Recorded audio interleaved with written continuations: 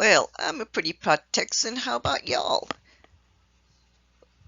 Okay, well, we're going to be talking about historical Texas, and we're going to be talking about several aspects of historical Texas. And this is found in the prologue, and this lecture is split up into two parts. So let's get started on historical Texas.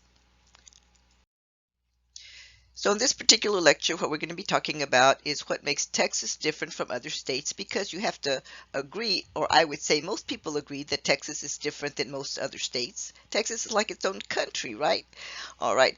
Well, as I said, I'm a proud Texan, but you know what? Texas has a pretty sordid and colorful past, and we're going to be talking about some of these issues. And so the question is, well, why are we so proud? But guess what? We are proud Texans, aren't we? And more than anything else, in this particular lecture, we're going to be looking at the political adjustments made in the state of Texas. That means that Texas looks one way now, which is like a pretty conservative state, but it's changing. Even as we speak, it is changing. So it's gone through different renditions of what it looks like, and so these are called political adjustments if quite flips from one party to another party. Okay, the first one I want to talk about is way back in the olden days when Texas was a republic. And what that means then is that Texas used to be its own nation. I'm sure y'all know that. You should know that if you're a Texan. And if you're not a Texan, I'm telling you, Texas used to be its own country, its own nation. And so at that time, it wasn't so much that we had political parties and it was, like the Democrats against the Republicans or whatever. The political issue at that time was, should Texas become a state, or should Texas become a separate nation? Should it stay a separate nation? And so there are a couple of legends, if you want to call them Texas heroes, that you should be kind of familiar with. And the first one is Sam Houston. And so what Sam Houston was saying was that he wanted the U.S. to become part of the U.S., or wanted Texas to become part of the U.S., because he saw that there could be a civility and that there could be cultural, even though there were cultural differences, that he thought that the Anglo-Saxon population, could integrate with the Native American population, which is kind of predominant at that time in the state of Texas. And so he was pushing for Texas to join the Union, to join the statehood. So they're known as the pro-Houston people, that they wanted to join the Union. Then there was this other guy, on the other hand, his name was, I think, Mirabeau Lamar. And so he's saying, no, I don't see that Texas can ever have can coexist with anyone who's not Anglo, who's not of the Anglo-Saxon ethnicities. And so he says there's too many cultural differences. I do not support that at all. I think we should stay our own nation. Okay, well, and so during this time, some of the backdrop to all of this was that slavery was still a big deal in Texas. As we were going to be annexing, then the question was, well, what do we do about the slaves? Because at the state in those times in the state of Texas, slavery was legal, and that a slave was considered to be the personal property of that owner, of the person that bought the slave. But anyway, okay, so Texas was finally annexed in 1845, and it became the 28th state. Now, some of the peculiarities that occurred as we were becoming a state, or these are like deals that were cut for Texas to become a state. First of all, Texas is so big that it could divide itself up into 4 states plus the state of Texas, or the one known as the state of Texas, so as many as 5 states. It still has the ability to do that. Says Texas can keep its public lands, and so the reason, because most of the time when the government came, when a state became part of the United States, or a territory became part of the United States, the federal government came and took the public lands. Well, Texas had, because it was a nation, we had a lot of debt, and so the United States said, well, Texas, we don't want your debt, so you get to keep your own public lands to pay your own debt.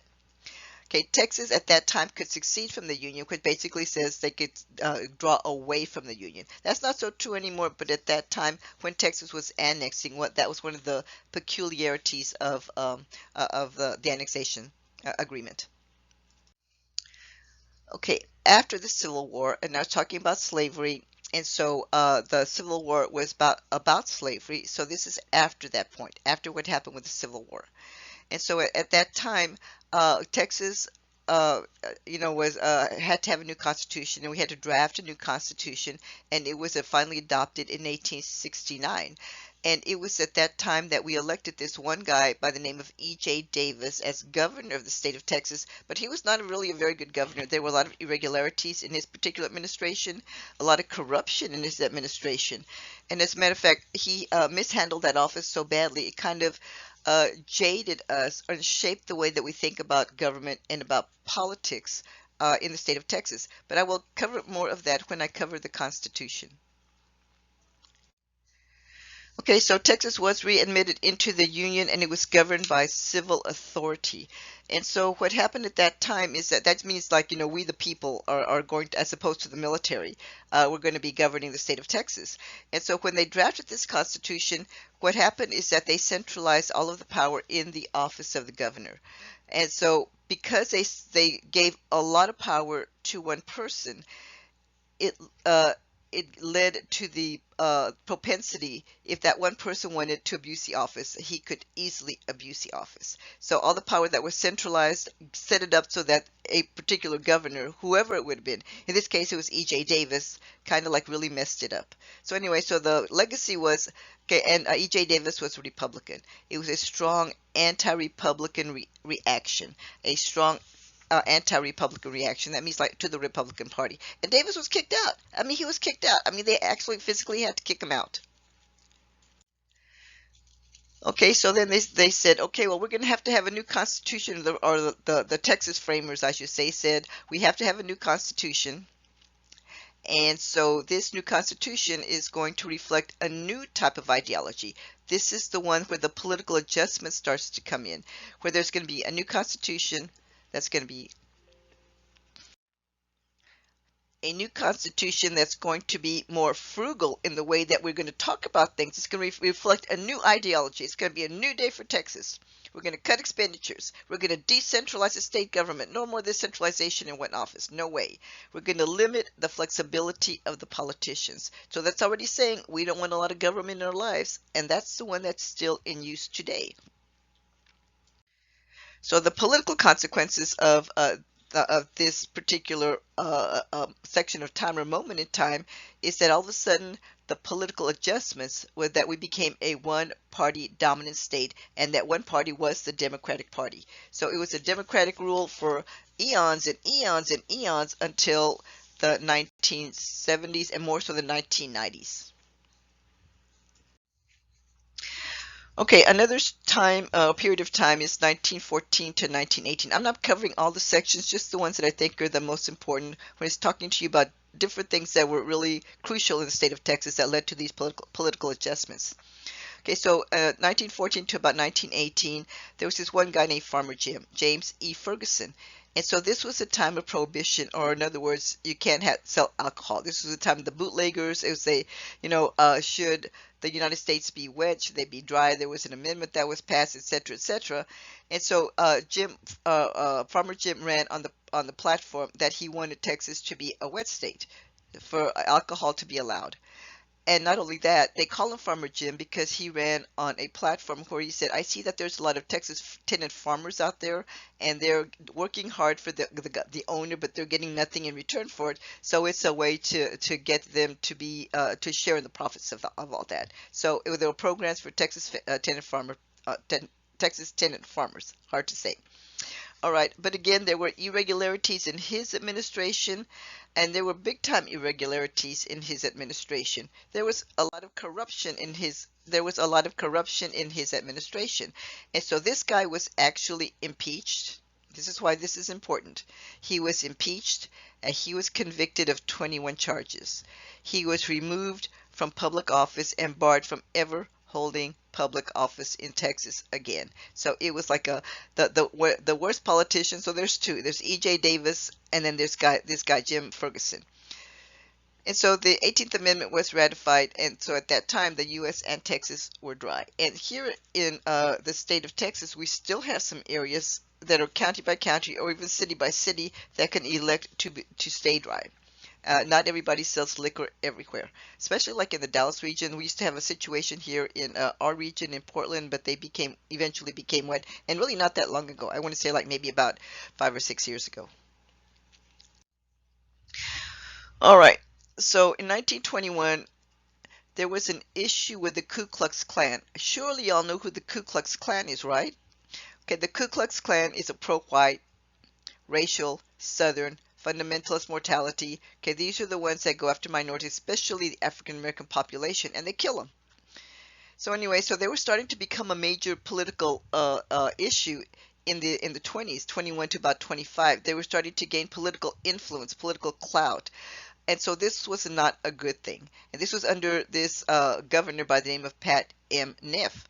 And so then the question was, okay, well, how do we neutralize this Ku Klux Klan so that they do not have as much power and as much influence in the state of Texas? Because that's not something that Texas wanted to have to deal with. Okay, so then in 1924, the next election cycle for the governor's race, there was this one woman by the name of Miriam A. or Ma Ferguson. Now look at that name Ferguson. Well, it just happens to be the wife of James Ferguson, the one that got impeached. Okay, this was the wife, and she ran on an anti-Klan gubernatorial platform, and she said, you know what? I know a way to neutralize the Ku Klux Klan and to end them as a political force in the state of Texas. And so what she did is she passed a piece of legislation, or she championed it, well, because the legislature is the one that passes the legislation. But that piece of legislation just basically said, in the state of Texas, you cannot wear a mask in public. So there you go, right? But anyway, so she was our first female governor, and we've really only had two female governors in the state of Texas. She was the first. All right, after World War II, uh, this is a story about LBJ, and everybody knows who LBJ is, right? All right, so he was running for Senate. This is the first time that he went up to Washington D.C. as a senator, and so the question at that time or was the way that he was elected, and he was elected based on fraud. And so what happened is that the way that the votes were being counted, the way that people were voting, there was a lot of irregularities. It was a very controversial campaign. It was election fraud. And it wasn't just LBJ, it was also the other guy, Coke Stevenson. That's who he was running against. And this was like in the primary, for the primary for whoever's going to be elected. And so I'm not good. This is kind of like a big black eye for us, is because LBJ actually became president at some point, right? But anyway, so it was the closest election. It happened here in this area, guys. It's Box 13, which at that time was in Jim Wells County. Now it's in Duval County. But there was well, they're called political machines, and it's basically like one family. In this particular instance, it was the Parr family that was really kind of running the show, and they were kind of like strong arming people to vote in a different, whichever way they wanted them, whatever. And so there was just like a lot of election fraud. It wasn't like a free and clear election, which is the one of the hallmarks of democracy, right? But anyway, so 87 vote difference. They did a recount. It still came out in LBJ's favor, but barely. So he was elected by election fraud. It was declared the winner by election fraud. So as I said, both of them, there was fraud on both parts. It's just that LBJ kind of outfrauded him. I think that's the term that the book uses. He was outfrauded. I thought that was kind of funny myself. Okay, then we get to more current times, and I know current, you're saying, are you kidding me? This is like way in the olden days. Well, all right then. 1950s. This was a political adjustment time too, and this kind of was a big one for us and for the state of Texas. And this involved a time, and it was when a particular person was running for the governor's office, and his name was Alan Shivers. And so at that time, there was an issue going on here in the state of Texas, and that issue was, how are we going to count the royalties, or the number, the measurements that are going out to sea, because we're getting our money from that. Okay, so it's jurisdictional territory, jurisdictional bound, how to measure those boundaries. Okay, we had always done it using the Spanish measure, which is 10 miles. So it's like whatever oil and gas we're getting from 10 miles out from the coast, that belongs to the state of Texas. Well, you know what? The federal government didn't like that. They said, nope, we don't want that. We're losing money. We, the U.S. government, is losing money. We want to change it. We want to change it to 3 miles instead of the 10 miles. Well, Texas was very, very upset because they were saying, well, that's not fair. It's always been like that. That means there's going to be a lot less money for us in terms of royalty revenues. And what they use the royalty revenues for, it's called a permanent fund, and a lot of it is funds education. Not so much like the regional universities like ours, but more for the flagship universities like UT Austin and A&M College Station. Okay, well, around this time, there was a person that was running for president, and his name was General Dwight D. Eisenhower. I'm sure you've probably heard of him.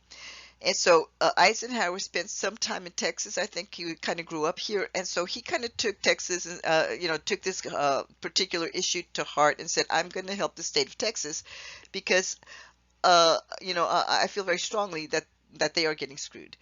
And so the political adjustment here is that the conservative Democrats were so thankful to Eisenhower that they endorsed him and they voted him in for president. So Texas had been such a Democratic state, Democrat, Democrat, Democrat. So all of a sudden they elected a Republican. That the Democrats had get a Republican elected. Okay, so these are known as shivercrats, and so this is the political adjustment. The political adjustment was that there started to be split ticket voting, and what that means that they will vote for for president is voted or the president is always voted in from the Republican Party, and this has been going on from the 50s, and then at all of the other levels they were the Democrats. So it went like this for a long time until 2002, and I'll cover that part in a little while. Um, and so that split ticket voting, it kind of like broke up the party and the way the factions within this party, because there's another Texas legend, Ralph Yarbrough, said, no, if you are a Democrat in Texas, you need to be loyal to the Democratic Party. You need to be a yellow dog Democrat. And he kind of coined that term, a yellow dog Democrat. You have to support the Democratic Party to the end. Well, it didn't exactly turn out that way, because from the 1950s on, the president that we elected from the state of Texas has always been Republican, or up to this point anyway. Okay, so some of the results of this Tidelands issue that I was talking about, that the issue was revolved in Texas's favor, but what it did is it split up the party into two factions. There's a more liberal faction and then a more conservative faction. When I cover political parties, we will talk about the factions, and both parties have the same basically types of factions. There's like the establishment Democrats, if you want to call it that, and the more progressive ones, the establishment Republicans, and then the more conservative ones, liberal and conservative. Okay, so it just kind of depends. But in this particular instance, it's talking about the Democratic Party.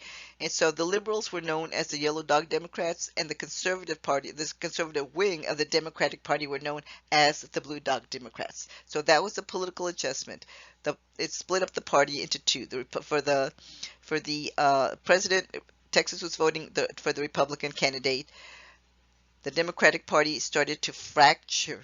It wasn't so much loyalty to the one party. They're saying show me why I should vote for you. And either you're more liberal or you're more conservative. That's kind of been coming out in like recent elections, like where should we stand or whatever. It's an issue for political parties. So when we talk about political parties, I'll talk a lot more about this. Okay, so Shivers was elected for 3 terms, and so there are again many scandals, many not so much corruption, but it's more like let's see, how can I say, when people contribute money to different candidates' campaigns, they can only spend money on certain things. So it was more like where this money was coming from and where it was going to, like the revenues coming in and then the expenditures going out. And so Texas had to enact some of the first campaign, or some of the first legislation, I should say, to try to control the amount of the money that was coming in by these lobby groups, and we'll talk a little bit about the lobby groups when we talk about campaign and elections, but basically it's saying, okay, just because you're giving these people money doesn't mean that you should be buying these politicians. So it's trying to curb that. It's trying to set up, standards so that that cannot happen. It's called ethics in campaign and finance. But anyway, we'll talk a little bit more about that later on.